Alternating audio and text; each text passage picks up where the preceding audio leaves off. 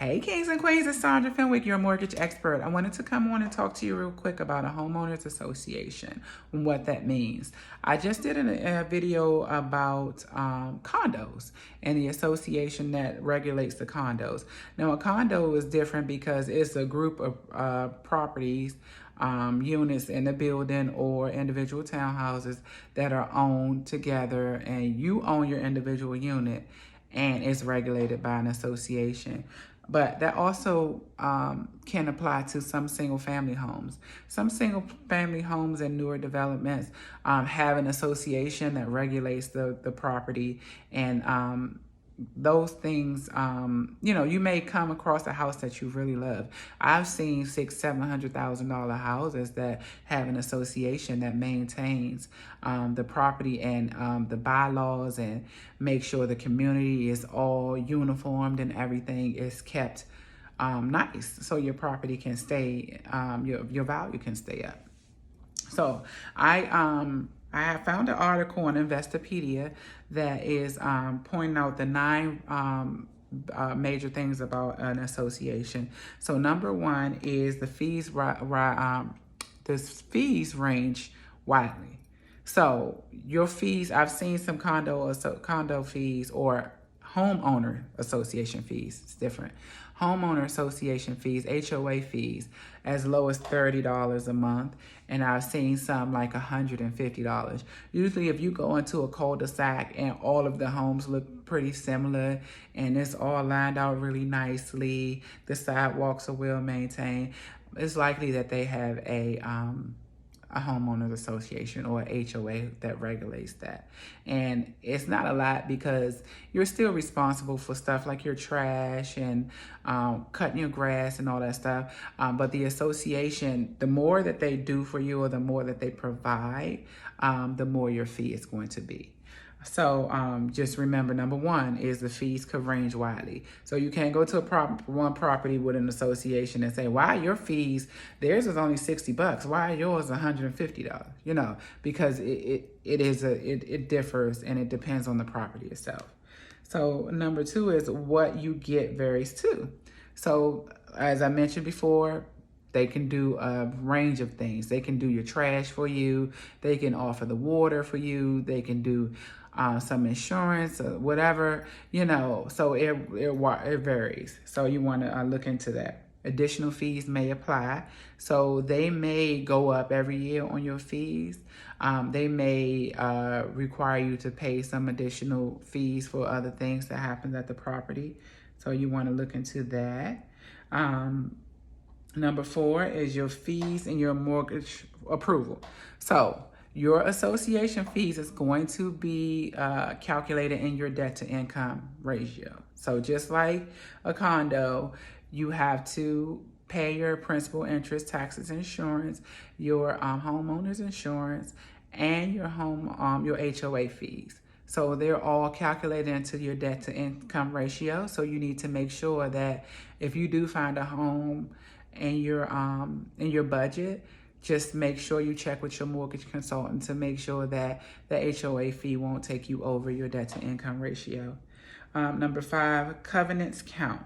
So it says, since the rules and regulations of any particular HOA may be unique, don't rely on secondhand information or past experiences of other developments to learn what the HOA rules and covenants are. And think hard about whether you'll be able to live with them. So you can't go by, like you may have moved out of the property or sold the property with another HOA. When you move to this other property, the HOA could be extremely different. The covenants could be extremely different. So you want to look into that. You want to read the bylaws and everything before you decide to purchase this home. Number 6, conflict management. As in any community, disagreements arise in planned developments, sometimes over certain residents bending or breaking the rules. Before you buy, explore how rules are set and enforced and what penalties are imposed against rule breakers. So be sure, because I've talked to even my cousin. She said she needed to paint her garage door or something. It was fading, just regular wear and tear. Her association kept driving by like, you need to paint that, you need to paint that. And if she didn't paint it in time, in the time they allotted, so they fined her. So you have to make sure what the bylaws are, how they're enforced, and what the what's going to happen if you don't do what they ask you to do. The HOA's reputation. It is very important that you vet your HOAs and ask around the community if you can. How do you like your HOA? Because they are in control of a lot of things that you do with your property. And number 8, compliance with the HOA.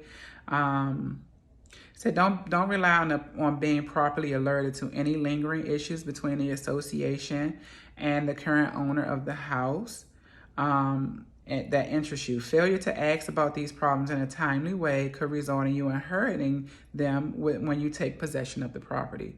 So there could have been something that they've been asking this owner to do that they may not have done, and when you buy the house, then that falls on you. So you want to do your due diligence. And your insurance responsibilities is number 9. As with ownership of the property, insurance provisions within a planned development can be divided too, with the HOA covering some perils of the area and the homeowner is responsible for others. So therefore, these are often mandated by state law.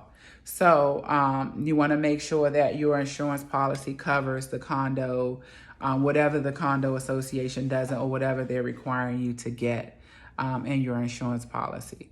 So I know this is a lot of information, but associations are great. Again, they can keep your property value up, but you do want to look into the association. You want to check these 9 things.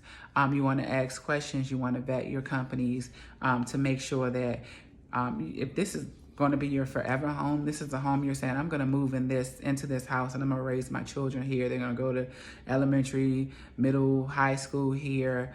Then you want to know what you're getting into. You can volunteer to be on the association, or you can go to the meetings, and they have town hall meetings and a lot of those things to get the owners' input on different things that they're doing in the community. So take a look at that. I'm sorry this video was a little bit long, but I hope this was helpful for you.